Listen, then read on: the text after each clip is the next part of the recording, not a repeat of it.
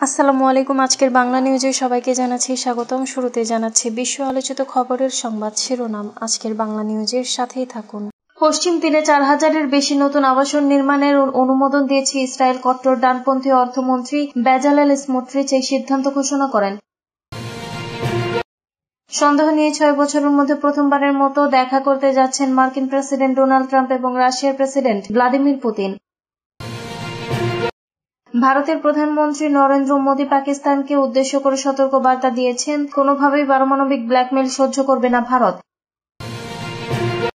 মার্কিন president Donald ট্রাম্পের কাছে সহজে মাথা নত করবে না ব্রাজিল। দেশের president Lula da Silva $5.5 billion আর্থিক প্যাকেজ ঘোষণা করেছেন।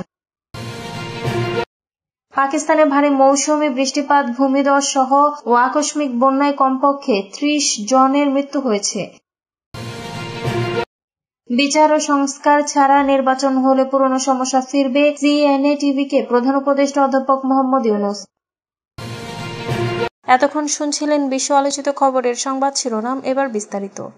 পশ্চিম তীরে 4000 নতুন আবাসন নির্মাণের অনুমোদন দিয়েছে ইসরায়েল। পশ্চিম তীরে 4000-এর বেশি নতুন আবাসন নির্মাণের অনুমোদন দিয়েছে ইসরায়েল। কট্টর ডানপন্থী অর্থমন্ত্রী বেজালেল স্মোট্রিচ বৃহস্পতিবার এই ঘোষণা দেন। আল জাজিরার খবরে বলা হয়েছে, ইসরায়েলি বসতি বিরোধী পর্যবেক্ষক সংস্থা পিস নাও জানিয়েছে, অনুমোদিত 4030টি আবাসন ইউনিটের মধ্যে 730টি নির্মিত হবে আরিয়েলের পশ্চিমাঞ্চলে বিদ্যমান বসতিতে এবং বাকি 3300টি স্থাপন করা হবে মালে আদুমিম এলাকায়। ইসরায়েলের অর্থমন্ত্রী স্মোট্রিচ জানান, নতুন বসতি প্রকল্পের জন্য শিগগিরই বাড়ি নির্মাণের দরপত্র অনুমোদন করা হবে। এর লক্ষ্য জেরুজালেম ও ইসরায়েলি বসতি মালে আদুমিমের মধ্যে সরাসরি যোগাযোগ স্থাপন। তিনি আরো দাবি করেন, এই উদ্যোগ শেষ পর্যন্ত ফিলিস্তিনি রাষ্ট্র গঠনের সম্ভাবনাকে চিরতরে শেষ করবে। তার ভাষায়, এমন কিছু নেই যা স্বীকৃতি পাবে আর এমন কিছু নেই যাকে স্বীকৃতি দেয়া হবে। আজ যদি কেউ ফিলিস্তিনি রাষ্ট্রকে স্বীকৃতি দেওয়ার চেষ্টা করে, আমরা মাটিতেই তার জবাব দিব। ফিলিস্তিনি পররাষ্ট্র মন্ত্রণালয় এই পরিকল্পনাকে গণহত্যা, বাস্তুচ্যুতি এবং দখলদারিত্বের সম্প্রসারণ হিসেবে নিন্দা করেছে। উল্লেখ্য, এর আগেও ইসরায়েল ওই এলাকায় বসতি স্থাপনের চেষ্টা করছিল। 2022 সালে যুক্তরাষ্ট্রের চাপে পরিকল্পনা স্থগিত হয়। তবে সাম্প্রতিক মাসগুলোতে নেতানিয়াহুর কট্টর ডানপন্থী সরকার সেখানে রাস্তা প্রশস্তকরণ প্রকল্প অনুমোদন করেছে এবং ফিলিস্তিনিদের প্রবেশাধিকার সীমিত করেছে। মালে আদুমিমের মেয়র গাই ইফরাত নতুন বসতি পরিকল্পনার প্রশংসা করে বলেছেন, এটি জেরুজালেমের সঙ্গে মালে আদুমিমের সরাসরি সংযোগ স্থাপন করবে। তার অভিযোগ, ফিলিস্তিনিরা ওই এলাকায় অবৈধ স্থাপনা নির্মাণের চেষ্টা করেছিল, যা এই প্রকল্প ব্যর্থ করে দেবে। সন্দেহ নিয়ে পুতিনের সঙ্গে বসছেন ট্রাম্প। 6 বছরের মধ্যে প্রথমবারের মতো দেখা করতে যাচ্ছেন মার্কিন প্রেসিডেন্ট ডোনাল্ড ট্রাম্প এবং রাশিয়ার প্রেসিডেন্ট ভ্লাদিমির পুতিন। শুক্রবার 15 আগস্ট তাদের বহুল প্রতীক্ষিত বৈঠকের আগে যুক্তরাষ্ট্রের আলাস্কা অঙ্গরাজ্যে সমবেত হচ্ছেন মার্কিন ও রুশ কর্মকর্তারা। বিবিসির প্রতিবেদনে বলা হয়েছে, এবারের এই বৈঠকে ট্রাম্পের লক্ষ্যে ইউক্রেন যুদ্ধের অবসান ঘটিয়ে নিজের গুরুত্বপূর্ণ নির্বাচনী প্রতিশ্রুতি পূরণ করা। নিজেকে বৈশ্বিক শান্তিদূত হিসেবে উপস্থাপন করা মার্কিন প্রেসিডেন্ট পুতিনের সঙ্গে তার ব্যক্তিগত সম্পর্ক কাজে লাগিয়ে অন্যদের ব্যর্থতার জায়গায় যুদ্ধবিরতি চুক্তিতে সাফল্য পাওয়ার আশা করছেন। তবে বৈঠক সফল না হওয়ার সুযোগ 25% বলে বৃহস্পতিবারে তিনি ধারণা দিয়েছেন। ইউক্রেনের প্রেসিডেন্ট ভলোদিমির জেলেনস্কিকে এই আলোচনায় অন্তর্ভুক্ত করা হয়নি। তিনি সতর্ক করেছেন, তার অনুপস্থিতিতে গৃহীত যে কোনো সমাধান অর্থহীন হবে। আন্তর্জাতিক গণমাধ্যমের উপস্থিতি ছাড়া শীর্ষ পর্যায়ের এই বৈঠক নিয়ে আলাস্কার অঙ্গরাজ্যের আলাস্কার অ্যাঙ্করেজ শহরে খুব একটা চঞ্চলতা দেখা যাচ্ছে না। বরং সাংবাদিকরা সেখানে অন্য রাজ্য থেকে ছুটি কাটাতে আসে পর্যটকদের সঙ্গে আলাপ জমানোর চেষ্টা করছেন। শুক্রবার বৈঠকটির একটি মার্কিন সামরিক ঘাঁটির কাছে এক ভেন্যুতে অনুষ্ঠিত হবে। নিরাপত্তার সময় স্বল্পতার বিবেচনায় এই সিদ্ধান্ত নেওয়া হয়েছে। বৈঠকে কয়েক ঘন্টার বেশি স্থায়ী হওয়ার কথা নয়। যুদ্ধবিরতি অথবা নতুন নিষেধাজ্ঞা যে কোনো একটি বেছে নেওয়ার জন্য রাশিয়াকে দেওয়া যুক্তরাষ্ট্রের সময়সীমা বেঁধে দেওয়ার ঠিক 1 সপ্তাহ পর এই শীর্ষ সম্মেলনটি অনুষ্ঠিত হচ্ছে।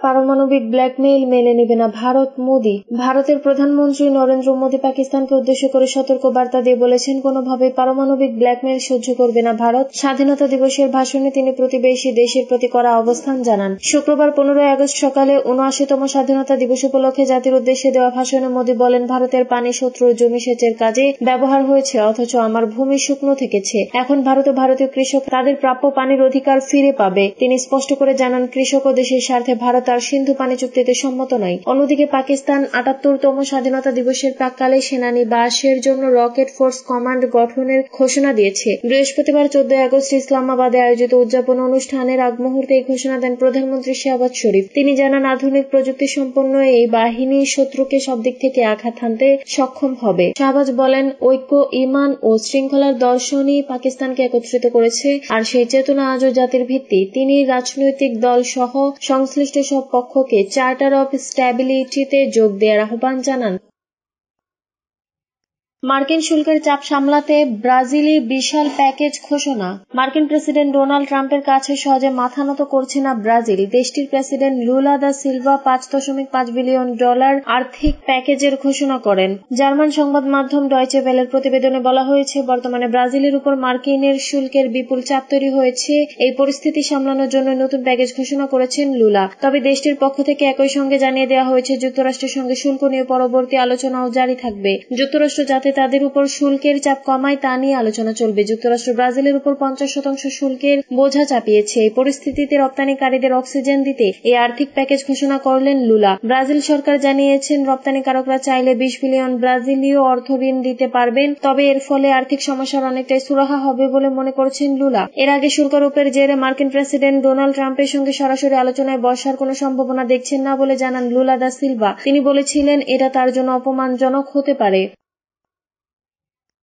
পাকিস্তানে মৌসুমী বৃষ্টিপাতে গেল প্রাণ কমপক্ষে ৩০ জনের। পাকিস্তানে ভারী মৌসুমী বৃষ্টিপাত, ভূমিধস ও আকস্মিক বন্যায় কমপক্ষে ৩০ জনের মৃত্যু হয়েছে। দেশটির আঞ্চলিক দুর্যোগ ব্যবস্থাপনা কর্তৃপক্ষ জানিয়েছে, গত ২৪ ঘণ্টায় পাহাড়ি খাইবার পাখতুনখোয়া প্রদেশে অন্তত ২৩ জন এবং পাকিস্তান শাসিত কাশ্মীরে ৭ জন নিহত হয়েছেন। প্রাদেশিক দুর্যোগ সংস্থা এএফপি-কে জানায়, উত্তর পশ্চিমাঞ্চলের বাজাউর জেলায় মেঘ ভাঙনের ফলে কয়েকটি বাড়ি ধ্বংস হয়ে যায়। এতে অন্তত ১৬ জন নিহত এবং ২০ জনের বেশি মানুষ ধ্বংসস্তূপে আটকা পড়েছেন। আবহাওয়া বিভাগ উত্তর পশ্চিমাঞ্চলে আরো ভারী বৃষ্টিপাতের আশঙ্কা জানিয়ে সতর্কতা জারি করেছে এবং জনগণকে ঝুঁকিপূর্ণ এলাকায় অপ্রয়োজনীয় অবস্থান এড়িয়ে চলার আহ্বান জানিয়েছেন। বার্ষিক বর্ষা মৌসুমে দক্ষিণ এশিয়ার মোট বৃষ্টিপাতের প্রায় ৭০-৮০% হয়ে থাকে। কৃষি ও খাদ্য নিরাপত্তার জন্য অত্যন্ত গুরুত্বপূর্ণ হলেও এই মৌসুম প্রায় বড় ধরনের ক্ষতি ডেকে আনে। ২০২২ সালের ভয়াবহ মৌসুমী বন্যায় ফলে পাকিস্তানের ১/৩ এলাকা ডুবে যায় এবং প্রায় ১৭০০ জনের মৃত্যু হয়। সূত্র এএফপি।